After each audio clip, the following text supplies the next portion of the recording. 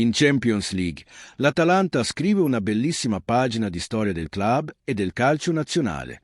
Aver buttato fuori dalla Champions League uno squadrone come Borussia Dortmund non sarebbe stato facile per nessuno, soprattutto se si partiva da uno 0-2 dell'andata.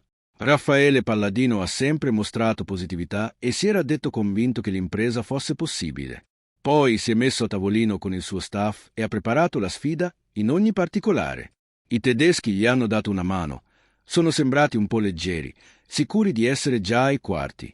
Anche la fortuna sta sorridendo all'Atalanta che, a tempo scaduto, ha trovato un rigore che è stata una sentenza. Fare 4 gol ad una delle migliori difese della Bundesliga non era facile. Onore e meriti a chi è riuscito a farlo subendone solo una rete. Quanto bastava per passare al turno successivo?